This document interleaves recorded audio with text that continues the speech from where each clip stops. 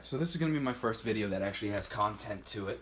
My first video was just a hello and kind of described what I plan on doing with this channel that I just decided to create. In it I said gardening, there's also going to be some hunting, fishing, some gun stuff. Just stuff that I like to do outside just to share how I do things, what has given me success. So when it comes to so in southern Maine, it's the middle of March, so I like to start my transplants around mid-March. This gives me about like 8 to 12 weeks of growing time. And I'm just gonna grab a stool real quick. And with 8 to 12 weeks of growing time, it allows transplants to get to a decent size before we put them outside. If you go to any big box store, you're gonna end up paying $2 to $3 for a transplant. And here we can get it done much cheaper. And so with doing the transplants, you have a couple of different options. Excuse me. You can either do these compressed fiber, which are fine. And what's nice about them is you can actually plant them directly outside. And these are a little bit bigger. So I'll do this so I don't have to do so much moving from smaller cells to bigger ones. So I'll start some seeds in here. And again, that's the fiber. And then you can also get plastic. So these are the smaller ones. So if I wanted to start seeds, and I'll show you, I do have some starts where I have them in these small plastic trays. Either one works. They do the same thing. Nice thing about the plastic ones is you can keep them and use them year after year. But for now, because I already have quite a few seeds started, I think I have like at least 50 tomato plants started in smaller trays. So I'm just going to go directly to the big ones because I don't need that many tomatoes. I'm probably going to give some away to family and that type of thing. But as far as the fiber ones, you can get these in the smaller cells too. And I think these were $2.50 for a pack, and there's 50 pots in a pack. So really not that bad, even if you wanted to go this route and just buy new ones each year. I got these at Ocean State Job Lot, but you can find them at any box store. Walmart has them too. And then Walmart also has, any place has the plastic ones too. And so what I do with the plastic ones is the plastic ones come with the tray, which I have here. That's what the black tray is. That goes underneath. And then you would get the cells.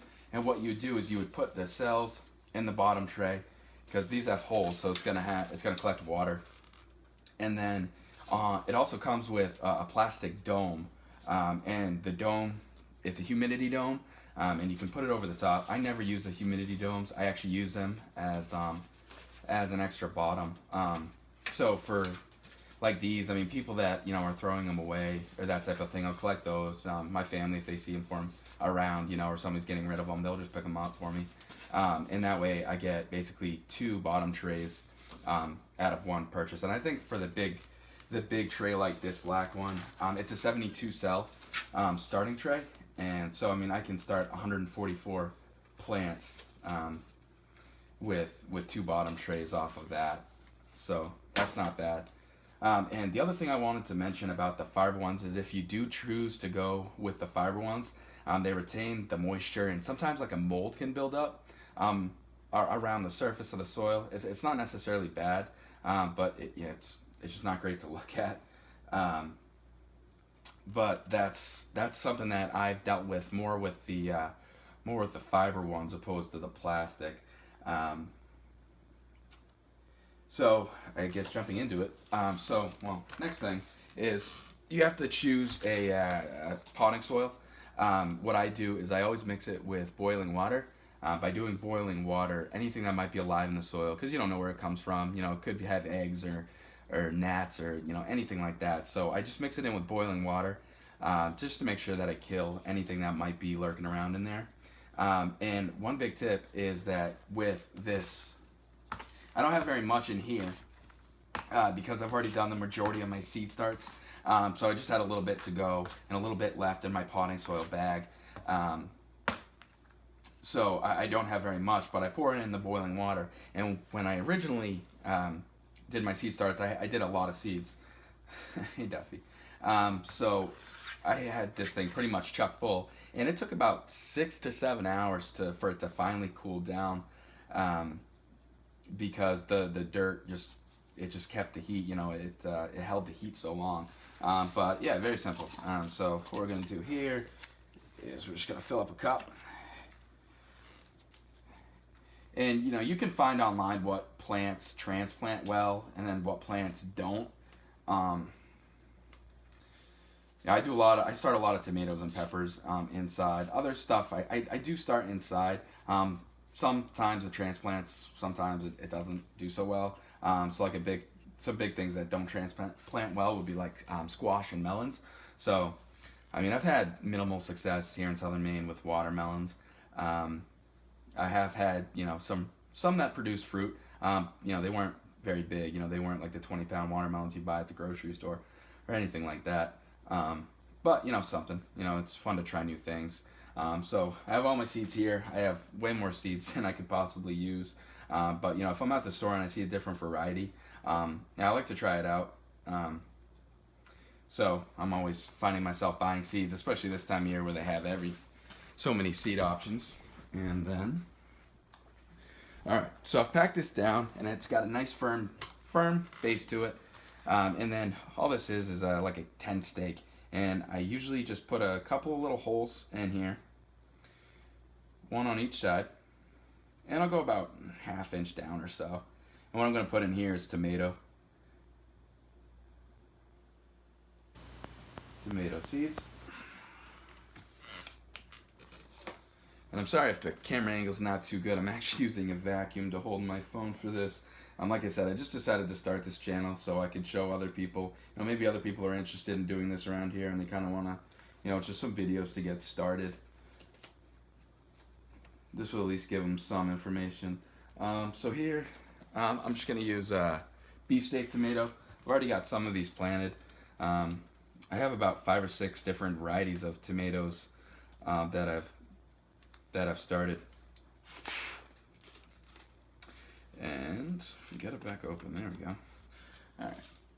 So what I'm gonna do, and again with adding the boiling water, I always do pre-moistened starting mix.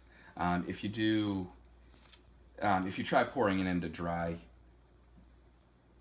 starting mix, it's very difficult. It's so fluffy that it floats and it kind of makes a mess, and for the soil to actually absorb it, it can take quite a bit of time. So I always pre-moisten. It's just a lot easier that way. And then if you see here is the starting cup.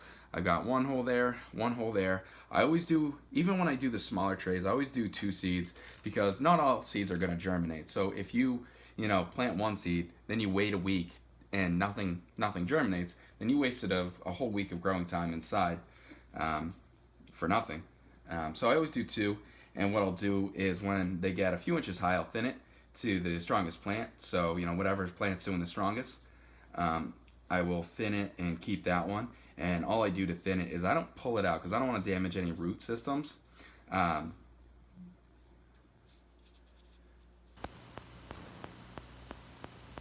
don't want to damage any root system, so I just snip it, and the roots stay down there, but that's absolutely fine. And then I don't have them.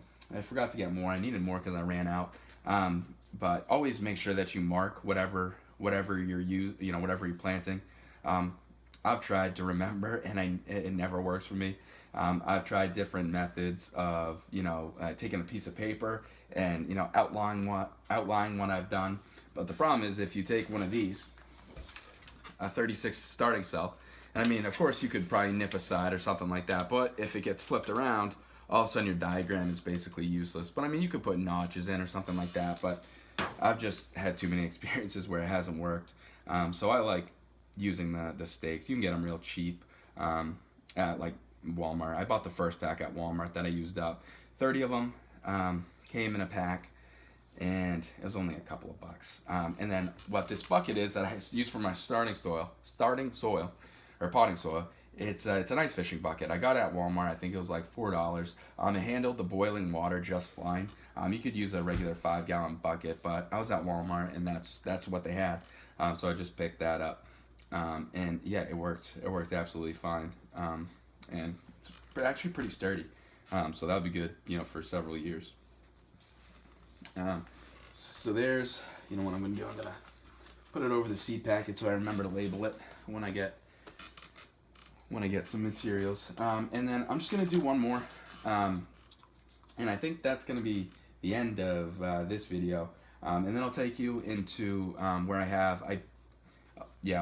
go into detail when I get to that video. But right after this, I'm going to film another video of a little mini greenhouse that I picked up, and the grow lights and the different grow lights that I have, and what I like about certain grow lights versus others, and that type of stuff. But I'll save that for the next video. But just to show one more, I'm not sure if this is getting on camera, but I'm just packing it down here using my shovel and in my hands.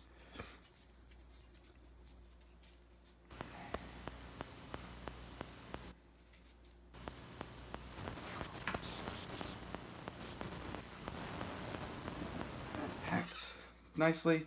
And then again, the camp stake. And of course, you don't have to use a 10 stake. You could always use your finger or something like that. But I find that, especially when I'm, going back and forth between, different things, and, the way that I get my seed packets open is I rip off the corner and then I blow into it, and it kind of, blows them up, and it makes it so the seeds can pour.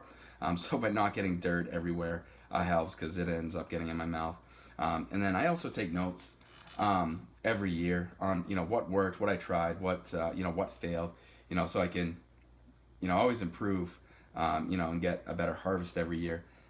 So by not getting dirt all over the papers, that helps preserve them a little bit longer without having to rewrite everything. I don't know, what do I want to put in this one? I've got, I